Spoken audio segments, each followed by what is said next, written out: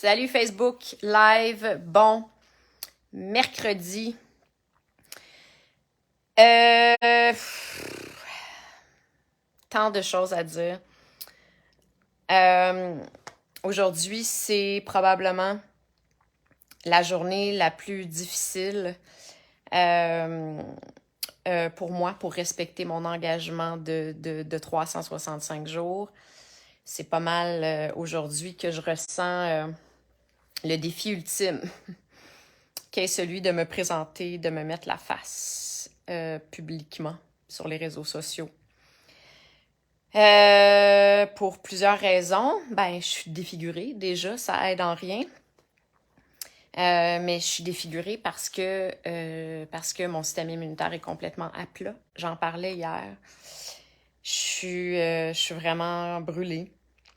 Euh, ouais, complètement brûlée. Le dernier mois m'a rentré dedans comme un 18 roues sur l'autoroute.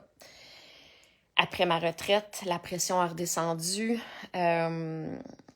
Puis là, ben, c'est vraiment... ouais, c'est ça. Je viens d'arriver à l'hôtel, j'étais à Québec depuis 2 jours et j'étais sur la route du retour, puis je me demandais de quoi j'allais parler avec vous, quel sujet j'allais aborder. Puis au début, je me disais, je peux pas leur faire subir mon état de marde en ce moment, fait que je vais leur parler de quelque chose de le fun à écouter. Que ce soit éducatif, en lien, je sais pas, je me disais, je vais trouver un sujet, j'ai une liste de sujets, d'une banque de sujets, donc je vais juste aller piger un sujet, puis je vais en parler. Puis là, j'ai continué la route, puis j'étais comme pas confortable avec cette option-là, parce que, ben, l'engagement que j'ai pris avec moi-même dans le cadre de ce défi 365-là, c'est d'être le plus authentique possible. C'est d'être le plus transparente possible, le plus dans ma vérité. C'est le but ultime de l'exercice. C'est un défi immense pour moi d'être 100% authentique, mais c'est vraiment ça. Le but de l'exercice, je peux pas faire à semblant, je peux pas remettre mon masque quand je passe mon temps à vous dire à quel point c'est donc bien important de se présenter dans toute notre vérité, dans toute notre vulnérabilité, pour qu'on connecte mieux les uns avec les autres, pour qu'on relate, pour qu'on s'identifie, pour qu'on se connaisse mieux, pour qu'on évolue ensemble, pour qu'on guérisse ensemble, pour qu'on tout ça. Fait que ça marchait comme pas que je fasse à semblant aujourd'hui puis que je vous présente un sujet pas rapport. Fait que je me suis dit, j'ai finalement pris la décision de faire mon live, de vous présenter exactement ce qui se passe en ce moment dans ma vie, en fait. C'est plate de même. C'est vrai de même, en fait. C'est vrai puis c'est cru comme ça. Voilà.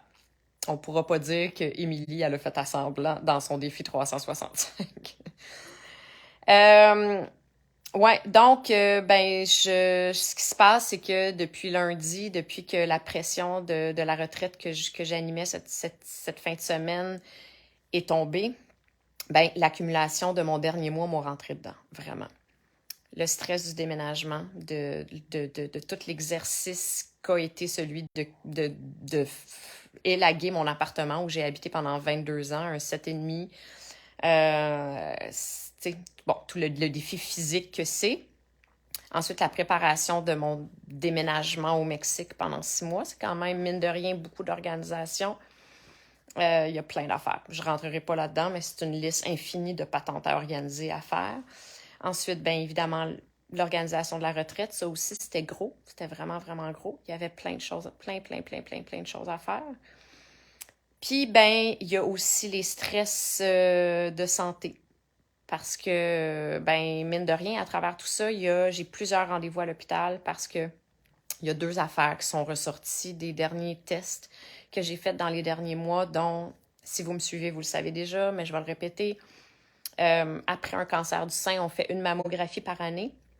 Et moi, ma mammo, c'est au début septembre. Puis au début septembre, je l'ai faite. Et 3 semaines après, on m'a appelé pour me dire qu'il avait découvert une asymétrie dans le même sein où il y a eu le cancer. Et donc, ben, si j'avais jamais eu de cancer, ils m'auraient renvoyé chez nous, mais étant donné qu'il y a eu cancer, ben, ils sont obligés d'investiguer un petit peu plus loin.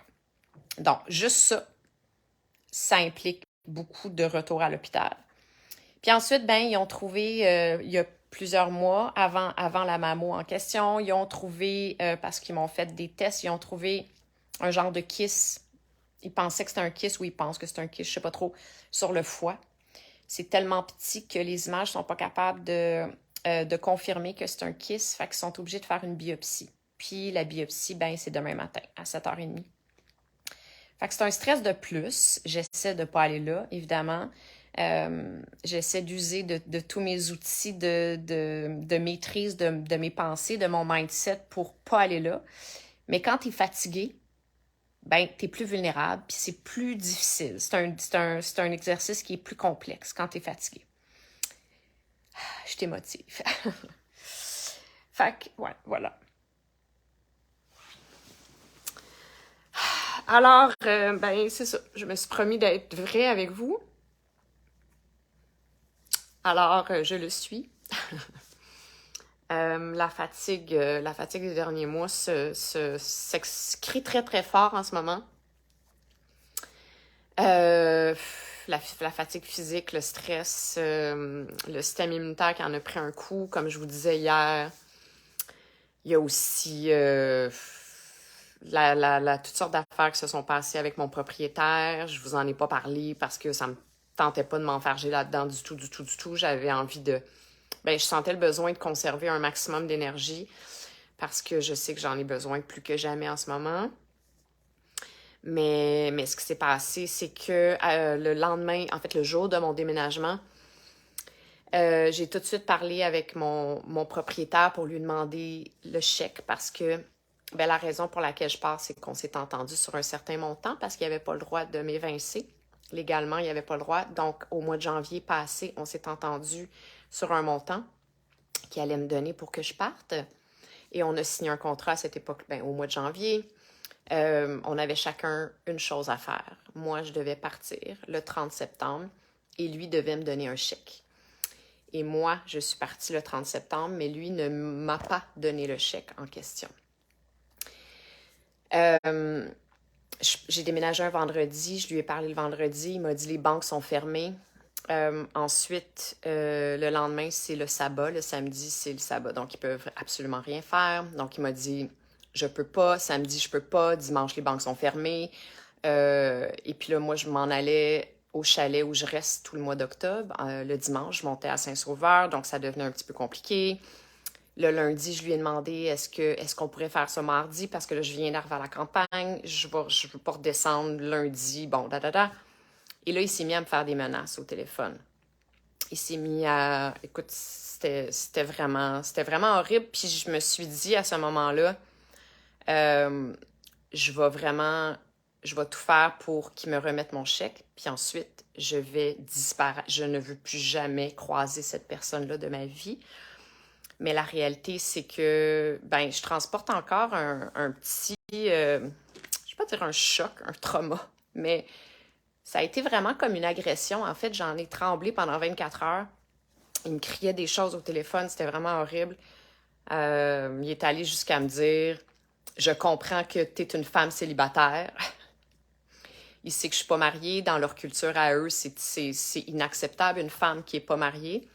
C'est un juif hassidique. J'ai comme oublié de mentionner ça, mais c'est tout simplement parce que, ben, c'est ça, on a une culture complètement différente. Ce qui fait que moi et ma voisine d'en bas, qui sont célibataires, pas mariés, ben on est une honte à l'humanité quasi pour eux. Alors, il a joué cette carte-là parce que je lui ai demandé d'être gentil. En fait, c'est juste ça que j'ai fait. Je lui ai demandé « Could you please be kind with me? » parce qu'il était vraiment désagréable. Et là, il s'est mis à crier « Je te dois rien, je suis pas obligée d'être kind avec toi. Je suis pas obligée d'être gentil avec toi. T'es une femme horrible. T'es une femme... je comprends comment ça que t'es célibataire. » Il s'est mis à me crier des affaires de même au téléphone. Puis, en tout cas, c'est ça. J'ai mis ça dans un tiroir parce que c'était juste trop. Je pouvais pas gérer ça. Puis là, ben, ça me revient. ça me revient à 100 000 à l'heure avec la fatigue accumulée, le stress de la biopsie demain matin, puis tout ça. Voilà, c'est ça qui se passe. Ça va bien aller, ça va être correct. Je vais me coucher parce que je suis brûlée. Dans le même hôtel où je me suis retrouvée le soir de mon déménagement, le 30 septembre, je suis venue ici et je reviens ici ce soir. Mon père m'a obligée à me booker une chambre d'hôtel pour que je vienne juste comme tomber sans connaissance dans un lit d'hôtel jusqu'à demain matin à l'aube parce que la biopsie est à 7h30 demain matin, fait qu'il faut que je me lève super tôt. Mais c'est ça, c'est juste ça. Un soir dans mon défi 365 où je me serais mis en petite boule en dessous des couvertes plutôt que de venir me mettre la face sur Facebook. Mais j'ai pris un engagement et je prends la décision de respecter mon engagement jusqu'à la fin. Alors, je suis désolée de vous imposer la défiguration qui se passe ici. Ça va s'améliorer. Je vous le promets, ça va aller mieux. Demain, déjà, ça va aller mieux. Je retourne à la campagne avec ma merveilleuse nièce d'amour, Julia, que je vais garder pendant 4 jours. Fait que ça va faire du bien. Je vais être avec ma petite chérie d'amour. Ça va me remonter le moral. La nature aussi va faire du bien. Alors, voilà. Merci de m'avoir écouté. Regardez, surtout. Je vous embrasse, puis on se retrouve demain. Bye bye.